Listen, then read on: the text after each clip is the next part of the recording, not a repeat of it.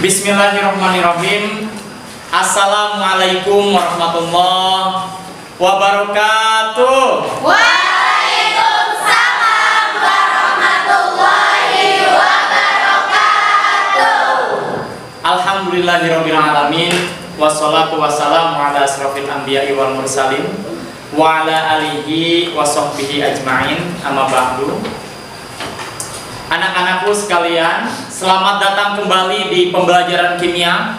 Welcome back to chemistry class. Hari ini mengawali pembelajaran, Bapak ingin mengajak semuanya untuk kita sama-sama bersyukur kepada Allah Subhanahu wa taala, karena kalau misalkan kita pandai bersyukur, maka Allah akan tambah nikmat tersebut. Sebagaimana dalam Quran surah Ibrahim ayat 7, A'udzubillahi minasyaitonirrajim. Wa idza adana rabbukum la in syakartum la azidanakum wa la in kafartum inna adabi lasyadid.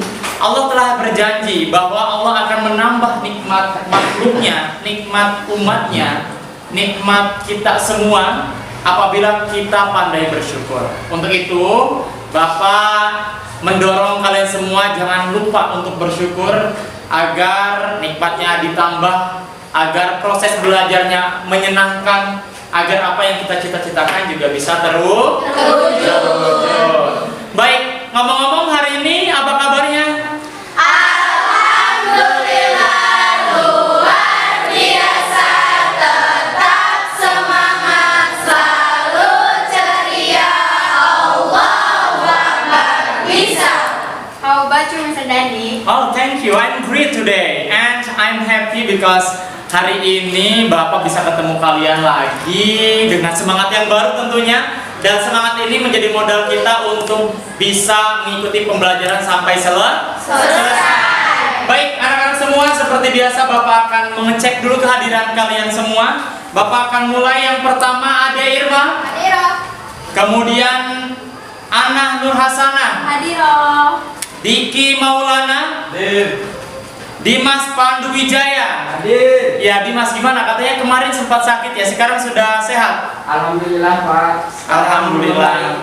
Alhamdulillah ya. Dan anak-anak, ini pentingnya menjaga kesehatan agar aktivitas kita tidak terganggu tentunya ya.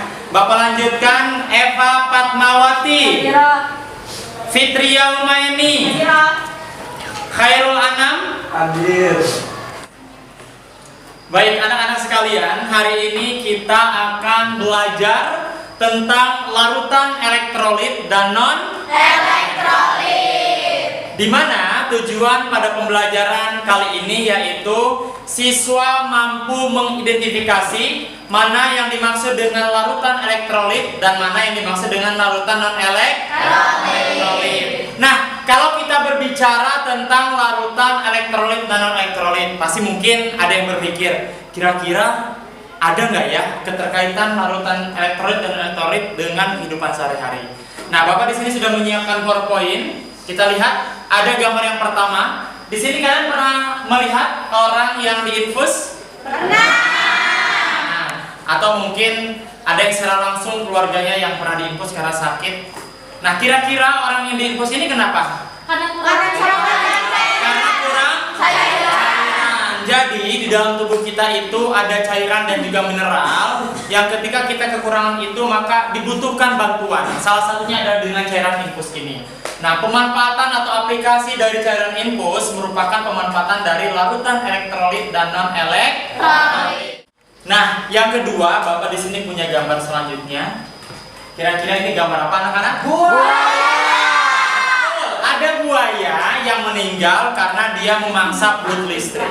Kira-kira kok bisa sih buaya tersebut meninggal? Ada yang bisa? Kenapa? Karena air listrik. Betul. Nah, nanti kita akan bahas kenapa sih buaya itu bisa sampai meninggal ketika dia memangsa belut Listrik. Yang ketiga, ini ada fenomena di alam juga. Bisa dilihat ini gambar apa? Pemanfaatan strum listrik. Jadi kalau misalkan kita nih, terutama di masyarakat Perancaragi atau sekitarnya, biasanya masyarakat ketika mau mengambil ikan menggunakan strum listrik yang berbahan dasarnya itu dari air aki ya atau selanjutnya. Nah, Pernah lihat gambar-gambar di televisi atau ada di poster dan yang lainnya? Biasanya ada video atau apa yang ketika kita kekurangan cairan karena sering olahraga, misalkan banyak keluar keringat, disarankan untuk meminum minuman cairan Beberapa gambar di sini adalah salah satu atau beberapa pemanfaatan dari larutan elektrolit dan non elektrolit. Nah, sebenarnya kalau kita berbicara tentang larutan elektrolit dan non elektrolit, kaitannya dengan tubuh kita, nih anak-anak. Jadi dalam tubuh kita itu ada yang namanya mineral. Mineral itu didapatkan dari sayur-sayuran, buah-buahan, atau air dan yang lainnya. Nah, ketika tubuh kita kekurangan mineral tersebut, jadi mineral dalam tubuh kita itu nanti akan diubah menjadi ion positif dan ion negatif. Nah, ion-ion itu yang akan membantu menyeimbangkan kadar air dalam tubuh. Makanya kalau misal ada orang yang kekurangan cairan, maka dia akan cenderung mudah pusing, kemudian sakit, lemas, ataupun bahkan bisa sampai muntah-muntah. Nah, ini pentingnya bagaimana kita harus menjaga keseimbangan mineral yang ada dalam tubuh. Nah, pertanyaan Bapak selanjutnya ini berkaitan dengan pembelajaran kita di pertemuan-pertemuan sebelumnya. Kalian tahu nggak sih apa yang dimaksud dengan larutan? Ada yang bisa jawab? Saya Pak. Boleh. Kalau larutan kayak semacam campuran zat bukan sih Pak? Kayak semacam campuran zat gitu. Boleh, tapi kayaknya belum lengkap ya jawabannya. Ada yang bisa? Ada yang bisa bantu Bapak kira-kira apa sih definisi larutan itu? Saya Pak. Boleh, Eva. Larutan adalah campuran zat yang homogen yang terdiri dari zat pelarut dan zat terlarut. Betul banget. Jadi, larutan itu adalah campuran yang homogen. Kenapa disebut dengan campuran yang homogen? Karena larutan itu kita tidak bisa lagi membedakan mana zat pelarut dan mana juga zat yang terlarut. Contohnya apa? Ada yang tahu? Larutan garam. Di mana larutan garam itu terbentuk dari air dan juga garam. Air dan garam dicampurkan kemudian dihomogenkan hingga kemudian menjadi larutan garam. Ketika kita mencoba analisis larutan garam itu, kita sudah tidak bisa membedakan mana garamnya dan mana airnya. Nah, kalau sudah tidak bisa dibedakan, maka itu namanya campuran yang homogen. Nah, penting sekali kita mengetahui definisi larutan ini karena di hari ini kita bersama akan belajar tentang larutan elektrolit dan non elektrolit. Nah, selanjutnya anak-anak, ternyata larutan itu berdasarkan daya hantar listriknya dibagi menjadi dua.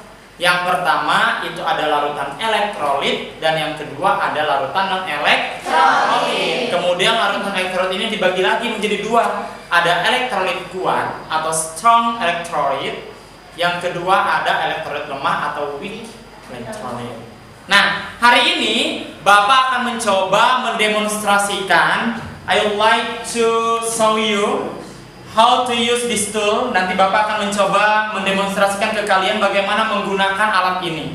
Jadi, di hari ini nanti Bapak akan membuat kelompok di mana nanti masing-masing kelompok akan identify some solution. Di sini ada beberapa larutan yang sudah Bapak siapkan. Nanti kalian mencoba untuk menganalisis, mengidentifikasi mana larutan elektrolit kuat, elektrolit lemah ataupun non elektrolit. Nah, ini kalau misalkan secara umum ya, elektrolit itu kan dibagi menjadi tiga, ada elektrolit kuat, lemah, dan non elektrolit. Di mana perbedaan dari ketiganya adalah dari daya hantar listriknya. Kenapa kemudian suatu larutan, misalkan di sini Bapak punya larutan NaCl, larutan garam ya, garam dapur. Kenapa kemudian misalkan garam dapur ini bisa menghantarkan arus listrik? Karena ternyata di dalamnya itu bisa terionisasi sempurna. Ketika terionisasi sempurna, maka itu yang nanti akan bisa menghantarkan arus listrik. Jadi ada tiga, elektrolit lemah, kuat, dan non elektrolit. Nah, ini adalah gambar dari alat uji yang akan kita gunakan di hari ini. Bapak sudah siapkan di sini alat ujinya ada dua. Kemudian Bapak juga sudah menyiapkan di sini beberapa larutan yang akan coba kita uji. dan mencoba untuk mengklasifikasikan larutan tersebut mana yang termasuk elektrolit kuat, lemah ataupun non elektrolit. Nah, sebelum kita mencoba itu, Bapak akan mencoba dulu menjelaskan dan bagaimana cara menggunakan alat ini. Jadi, anak-anak, ini namanya apa? Alat uji elektrolit. Alat uji elektrolit ini menggunakannya gampang banget. Jadi yang pertama kita harus tahu dulu alat uji ini nanti yang akan menjadi indikator apakah itu larutan elektrolit kuat, lemah ataupun non elektrolit adalah dari nyala lampu. Dari nyala lampu. Jadi kalau misalkan dia nyala lampunya terang, kemudian banyak gelembungnya, nyala lampu itu nanti dilihat dari sini ya nyalanya. Kemudian indikator yang kedua itu nanti dari gelembung. Ini nanti kita akan celupkan ke larutan. Nanti kalian diamati larutan tersebut. Nanti akan ada gelembung-gelembung. Nah, semakin banyak gelembung dan semakin terang lampu yang ada di sini, maka itu menunjukkan larutan itu memiliki daya hantar yang bagus. Daya hantar listriknya bagus. Ketika dia memiliki daya hantar listrik yang baik, maka disebut elektrolit. Ya. Kalau misalkan ketika diuji ternyata dia tidak menyala lampunya dan tidak ada gelembung, kira-kira apa? Lalu kalau misalkan elektrolit lemah itu bagaimana? Betul. Jadi kalau misalkan elektrolit lemah itu lampunya bisa redup atau tidak menyala, tetapi biasanya kalau lampunya tidak menyala pasti akan ada gelembungnya. Jadi salah satu pasti ada yang berfungsi tetapi tidak sekuat di larutan elektrolit kuat. Oke, sudah bisa ya, Bapak sudah menjelaskan bagaimana fungsi dari masing-masing alat. Jadi nanti kalian tinggal menggunakan ini saja. Pastikan ini dalam kondisi off. Nah, setelah itu kemudian Bapak akan contohkan. Jadi ini dalam kondisi off. Di sini Bapak punya larutan NaCl atau garam dapur. Kemudian Bapak akan celupkan ke sini. Nah, karena sudah dicelupkan, maka boleh untuk ini dipindahkan ke baterai ya. Karena ada baterai dari Satu Jaya pada percobaan kali ini. Kita akan menggunakan yang baterai. Nah, kalau baterai berarti kita tinggal dipindahkan saja ke baterai. Nah, ketika udah dipindahkan, kita bisa menganalisis. Mungkin Bapak boleh minta bantuan satu orang untuk maju ke depan, boleh?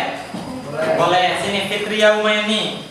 Kita sekarang akan melihat nih Fitria. Kita punya larutan garam. Dilihat lampunya menyala. Nyalanya terang apa redup? Terang, betul. Sekarang coba dilihat. Dilihat di sini gelembungnya boleh agak depan. Gelembungnya bagaimana? Ada gelembungnya enggak yang menempel-nempel di katodanya? Ada. Nah, kalau misalkan kita bisa lihat seperti itu, kira-kira larutan ini larutan elektrolit kuat, lemah atau non elektrolit? Kuat. Betul ya, bahwa larutan yang kita uji barusan itu adalah elektrolit kuat. Kenapa elektrolit kuat? Karena nyalanya terang, kemudian gelembungnya banyak. Oke, sudah paham? Paham. Kalau sudah paham, sekarang kita akan membuat dua kelompok besar. Bapak akan coba membuat kelompok ini berdasarkan hitungan saja biar mudah dan biar secepatnya bisa terbentuk. Kemudian kalau sudah ada kelompoknya, nanti masing-masing kelompok silahkan mengambil 8 larutan yang Bapak sudah siapkan untuk dianalisis. Nah, selanjutnya Bapak di sini sudah menyiapkan LKPD. LKPD itu adalah lembar kerja peserta didik. Jadi nanti kalian mengisi LKPD ini berdasarkan hasil pengamatan pada percobaan yang sudah Bapak siapkan.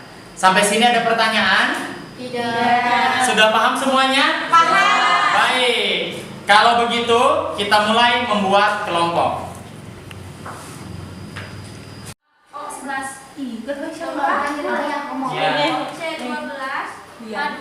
Oke teman-teman, di sini ada alat uji elektrolit. Nah, alat ini kita akan menguji larutan lemon, apakah larutan tersebut elektrolit kuat ataupun lemah ataupun non elektrolit. Nah, di sini kita akan mencobanya. Untuk teman-teman, jika sudah ada hasilnya, silakan tulis di LKPD ya. Jadi pertama kita masukkan ini terlebih dahulu, lalu kita on-kan. Nah, lampunya gimana teman-teman? Menyala. Nah, lampunya menyala dengan terang. Tapi kita lihat dulu gelembungnya nih. Gimana? Tidak ada. Nah, gelembung tidak ada. Nah, di sini lampu menyala terang tetapi gelembung tidak ada. Nah, teman-teman, apakah ini larutan elektrolit kuat, lemah ataupun non elektrolit? Elektrolit lemah. Nah, berarti ini larutan lemon ini adalah larutan elektrolit lemah. Nah, silakan ditulis teman-teman ya. Ada itu gelembungnya ya, kuat itu. Tingginya. Baik, anak-anak sekalian, tadi kalian sudah menganalisis setiap larutan menggunakan alat uji elektrolit. Nah, sekarang Bapak ingin masing-masing kelompok perwakilannya maju ke depan untuk memberikan kesimpulan dari larutan yang tadi dianalisis. Apakah larutan tersebut masuk ke dalam larutan elektrolit kuat atau strong elektrolit, elektrolit lemah atau weak elektrolit, dan non elektrolit. Oke? Sudah siap? Ya. Baik, Bapak persilakan yang pertama dari kelompok 1. Silakan untuk maju ke depan. Assalamualaikum warahmatullahi wabarakatuh. Waalaikumsalam warahmatullahi wabarakatuh. Di sini kita dari kelompok 2 akan mempresentasikan hasil uji coba dari larutan elektrolit non elektrolit. Di sini kami mencoba larutan isotonik, yang dimana larutan isotonik ini yaitu larutan elektrolit lemah. Mengapa? Karena larutan isotonik ini yaitu jalan lampunya ada, namun gelembungnya tidak ada.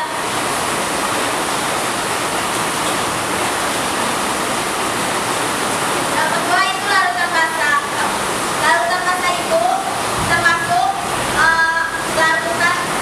termasuk elektrolit kuat karena setelah diuji coba lampunya itu nyala dan gelembungnya itu panjang, makanya dikatakan elektrolit kuat.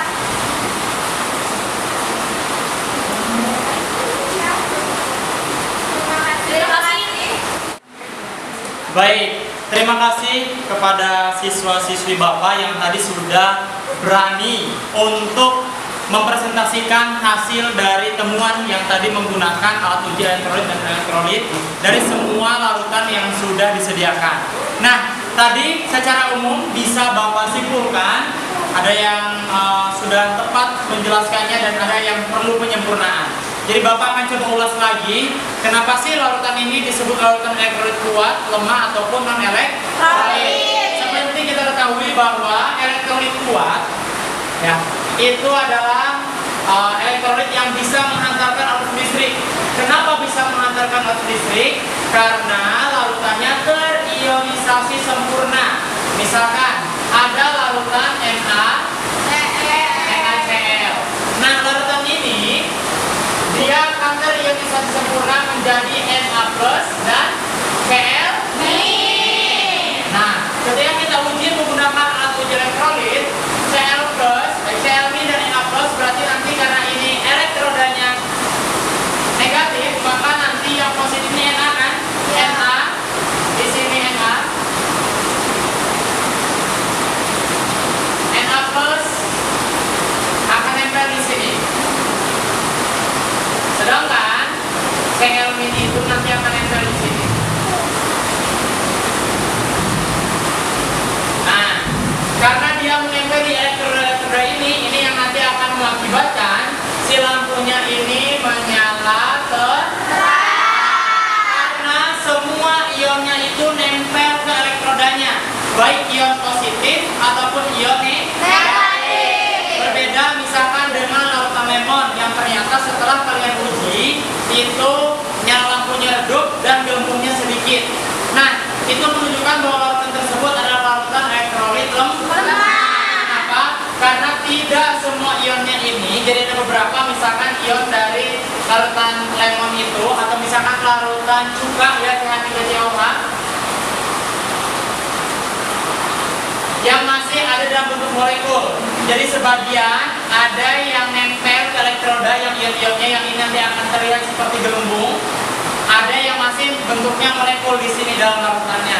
Sehingga nyala lampunya kurang begitu terang, kemudian juga gelembungnya tidak terlalu banyak.